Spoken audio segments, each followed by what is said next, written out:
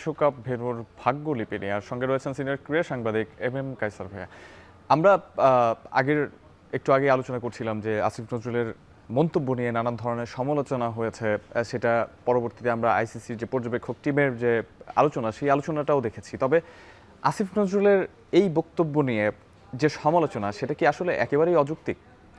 আমি প্রথমে বলি যে সমালোচনাটা কেন হচ্ছে, কারণটা হলো যে আসিফ নজরুল যেভাবে কথাটা বলেছেন তাতে মনে হচ্ছে যে আইসিসি বোধহয় এই সিদ্ধান্ত আমাদেরকে জানিয়ে দিয়েছে যে মোস্তাফিজকে আমাদেরকে রেখে আসতে হবে, আমাদেরকে বাংলাদেশের জার্সি পরে ভারতে ঘোরাফেরা করা যাবে না, এবং যেহেতু বাংলাদেশের নির্বাচন নিয়ে যত আসবে তত ভারতের সাথে আমাদের সম্পর্কটা আরেকটু বৈরিতা হয়তো বাড়বে, এই কারণে নির্বাচনটাও পিছিয়ে দিতে হবে। এটা তিনি তার মতো করে ব্যাখ্যা দিয়েছেন, কিন্তু এটা তিনি যখন বলবেন যে এটা আইসিসি জানিয়েছে, তাহলে কিন্তু আপনি সমালোচনা হতেই পারে। আইসিসি কিন্তু বলেন জানিয়ে নেই এরকমভাবে, বাট আইসিসি জাস্ট কিছু সমস্যার পিন পয়েন্টেডগুলো করে দিয়েছে, এরকম হতে পারে।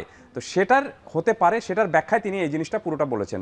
ভালো হতো যদি তিনি এটি প্রকাশ্যে এই জায়গায় না বলে ক্রিকেট বোর্ডের প্রেসিডেন্টকে নিয়ে বলতেন, অথবা ক্রিকেট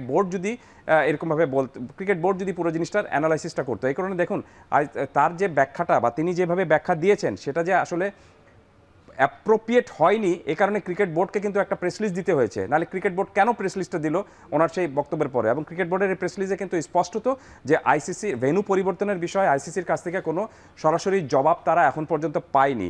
এবং ক্রীড়া উপদেষ্টা যে কথাটা বলেছেন সেটা তিনি তার মতো করে বলেছেন, এবং সেটা কিন্তু আইসিসির আপনার জবাব না বা আইসিসির ব্যাখ্যা না, সেটা কিন্তু ক্রিকেট বোর্ড স্পষ্ট বলে দিয়েছে তাদের প্রেস লিস্টে। তো তার বিষয়টা যে মানে টাইমিংটা যে সঠিক না, এই কারণে আইসিসি আমাদেরকে বিসিবিকে ব্যাখ্যাটা দিতে হয়েছে। এই কারণে একটু বলি যে যার কাজটুকু আমি মনে করি যে তাকে করতে দিলে খুব ভালো হবে। অবশ্যই আমি মনে করি যে ক্রীড়া উপদেষ্টা হিসেবে তিনি ক্রিকেট বোর্ডের প্রত্যেকটা সিদ্ধান্তের সাথে, বড় সিদ্ধান্তের সাথে তার ভূমিকাটুকু রাখবেন বা তার সিদ্ধান্তটুকু জানাবেন, কোনো সন্দেহ নেই। কিন্তু সেটা যদি ক্রিকেট বোর্ডের সাথে যদি আলোচনা করে তারপর যদি করা হয়, তাহলে আমার মনে হয় যে খুব ভালো হবে। এবং আমার কাছে মনে হচ্ছে যে পুরো পরিস্থিতিটা দেখে যে তিনি যে গতকালকে এই ব্যাখ্যাটা দেবেন, সেটা ক্রিকেট বোর্ড খুব সম্ভবত না, অবশ্যই সেটার জন্য প্রস্তুত ছিল না, এবং প্রস্তুত ছিল না বলেই এই পরিস্থিতি যেটা তৈরি হয়েছে, সেই পরিস্থিতির জন্য তাদেরকে সঙ্গে সঙ্গে একটা প্রেস রিলিজ দিয়ে জানিয়ে দিয়েছে যে এটা আইসিসির সরাসরি জবাব নয়। যখন সঠিক কোনো কাজ করা হবে সেটা যেমন প্রশংসা থাকবে, কোনো কিছু নিয়ে যদি দেখা যায় যে সঠিক ওয়েতে কাজটা যায়নি, তাহলে সেটা নিয়ে সমালোচনাও থাকবে। আর সেই সমালোচনার প্রসঙ্গে যদি আসি, তাহলে প্রথমে যখন বিসিবি যে বৈঠক করলো, বিসিবি প্রেস রিলিজ দেওয়ার আগে কিন্তু ক্রীড়া উপদেষ্টার মন্তব্য আমরা দেখেছি, তার ফেসবুক স্ট্যাটাস দেখেছি। এরকমভাবে এই যে ক্রীড়া উপদেষ্টা মাঝে মধ্যেই বিভিন্ন বিষয়ে কথা বলছেন, হয়তোবা বিসিবি সেই থাকলে, আপনি যেটা বলছিলেন যে বিসিবি সঙ্গে থাকলে জিনিসটা আরও বেশি রিলেভেন্ট হতো, সেই জায়গায় ভারতীয় কোনো বা বিসিসিআইয়ের বা ভারতীয় ক্রিকেট কন্ট্রোল বোর্ড যেটা, সেখানকার কোনো কর্মকর্তা কিন্তু এখনও আনুষ্ঠানিকভাবে আসলে কোনো বিবৃতি দেন। এই বিষয়টার পার্থক্যটাকে আসলে আপনি কীভাবে? পেশাদারিত্ব, একেবারে পার্থক্যটা হলো পেশাদারিত্ব। আপনি পুরো বিষয়টা নিয়ে এখন পর্যন্ত ভারতীয় মিডিয়া অনেক কথা লিখছে, কিন্তু আপনি ভারতীয় ক্রিকেট বোর্ডের শুধুমাত্র তাদের সচিব ছাড়া আর কারো কোনো কমেন্টস পেয়েছেন? ভারতীয় ক্রিকেট বোর্ডে তো আরও অনেকে রয়েছেন, প্রেসিডেন্টও রয়েছেন, আপনি আর অন্যান্য ডিরেক্টররা রয়েছেন বিভিন্ন আপনার রাজ্যতে, এবং তাদের কারো কি একটা কমেন্টস আপনি কোথাও পেয়েছেন? কোথাও কিন্তু আমরা পাইনি।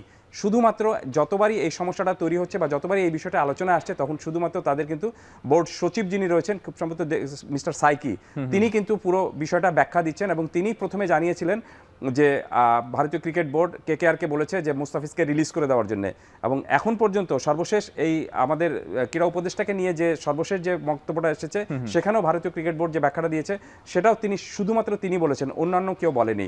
এই কারণে একটা জিনিস বিশ্বাস করি সবসময়, যে যার যেটুকু কাজ প্রপার সেটুকুই করতে দেওয়াটাই উচিত। ক্রিকেট বোর্ডের মুখপাত্র যদি হঠাৎ করে আপনি এখন ক্রীড়া উপদেষ্টা হয়ে যান, তাহলে সেটা কিন্তু আপনি অনেক ধরনের একটা জটিলতার তৈরি করতে পারে। সো আমার কাছে মনে হচ্ছে যে এই বিষয়টা খুবই নাজুক একটা বিষয়, এবং এই বিষয়টা নিয়ে আপনি যত বেশি কথা বলবেন, আপনি যত বেশি লোক কথা বলবে, তত দেখবেন যে আপনি এক একজন এক এক মতো করে তার মন্তব্য দিচ্ছেন। শক্ত অবস্থান থেকে নড়বড়ে অবস্থানেও চলে আসার একটা শঙ্কা। এই কারণে আমার কাছে মনে হচ্ছে যে এখন পর্যন্ত আমি জানি না আর সময় কতটুকু রয়েছে, সময় কিন্তু খুব একটা নেই, তবে ক্রিকেট বোর্ডের উচিত ছিল যে এই পুরো বিষয়টা আপনি ব্যাখ্যা করার জন্য ক্রিকেট বোর্ডের যে আপনার মিডিয়া কমিটি রয়েছে, অথবা ক্রিকেট বোর্ড থেকে একজন যদি মুখপাত্র হিসাবে এই স্টেটমেন্টটা দিতেন প্রত্যেকদিন, তাহলে দেখতেন যে এই জটিলতাগুলো এত তৈরি হতো না। বিসিবি নিশ্চয়ই সেটা তাদের চিন্তাভাবনায় নেবে, সেটাই প্রত্যাশা করি। পাকিস্তানের একজন ক্রিকেটার সাঈদ আজমল, যিনি তার স্পিন দিয়ে ব্যাটারদের অনেক ভুগিয়েছেন, তিনি একটা কমেন্টস করেছেন, সেটা হচ্ছে যে আমরা সেই কমেন্টসটা একটু যদি দেখে নিই, আজমলের সেই কমেন্টসটা, এবং তিনি যেটা বলেছেন সেটা অনেকটা এরকম, যদি আইসিসি আসলে বা BCB becomes unnecessary if it can not enforce decisions on India, Saeed Ajmal এই কথাটা বলেছেন। এবং এই বিষয়টা নিয়ে তো বিভিন্ন সময় বিভিন্ন ধরনের কথা হয়, স্টেটমেন্টগুলো আমরা বিভিন্ন সময় দেখেছি, তবে পাকিস্তানি খেলোয়াড়দের কাছ থেকেই এটা বেশি আসে। এই সময়ে এসে এই যে আইসিসি যে তারা একটা ডিসিশন নেবে এবং সেই ডিসিশনটা ইন্ডিয়া মানবে, সেই বিষয়টা যদি না হয় তাহলে বলছেন আইসিসি আসলে আননেসেসারি একটা সংস্থা। আপনার কাছে কি মনে হয়? তা আইসিসি কিন্তু তাদের বেশ কিছু কর্মকাণ্ডের জন্য একটু সমালোচনার মধ্যে তো অবশ্যই পড়েছে, এবং সেটার জন্য সবচেয়ে বেশি দায়ী আমি মনে করি যে ভারতীয় ক্রিকেট বোর্ড। কী কারণে? আপনি দেখুন, ক্রিকেটে এই যে আপনি খেলবেন একটা প্রতিপক্ষের সঙ্গে, কিন্তু তার সাথে আপনি হ্যান্ডশেক করবেন না, তার সাথে আপনি কথা বলবেন না, হ্যাঁ, তার সাথে একটা মাঠে বৈরী পরিবেশ আচরণ থাকবে। যার সাথে আপনি কথাই বলছেন না তার সাথে আপনি মাঠে খেলছেন, এটা তো আপনি কোনো মতেই কোনো মানে স্পোর্টসের স্পিরিটের সঙ্গে যায় না। এটা গেলো একটা দিক, এবং এই দিকটা যে কত বাজে প্রভাব হতে পারে সেটা একটা ছোট্ট উদাহরণ দেই আমি শুধু।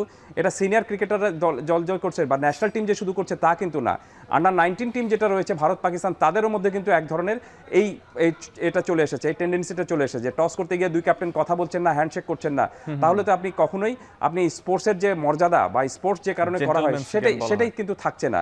তার মানেটা হলো যে আপনি সেই ছোট যে আন্ডার 19-এর যে ক্রিকেটার, তার মধ্যেই এক ধরনের বীজটা বপন করে দিচ্ছেন যে আমরা শত্রু দেশ, আমরা কিন্তু মাঠে এরকমভাবে খেলি, আমাদের মধ্যে কোনো ধরনের মানে হারমোনি নেই।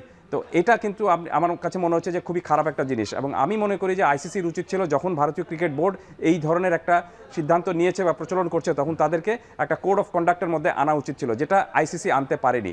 আর সাইদ আজমল যেটা বলছেন, পাকিস্তানি ক্রিকেটাররা আরও অনেকেই বলছেন এটা, তার কারণটা হলো যে আইসিসি কিন্তু আপনার খুবই ভারী, আপনার আইসিসিতে যত কর্মকর্তা রয়েছেন তাদের ম্যাক্সিমাম কিন্তু আপনার ইন্ডিয়ান, এবং আপনার এই সর্বোচ্চ কর্মকর্তা যিনি রয়েছেন বিসিসিআই না আইসিসির প্রেসিডেন্ট, তিনি কিছুদিন আগে বিসিসিআই এর প্রেসিডেন্ট ছিলেন, এবং তার রাজনৈতিক পরিচয়টা কি, তিনি ভারতের যে স্বরাষ্ট্রমন্ত্রীর ছেলে।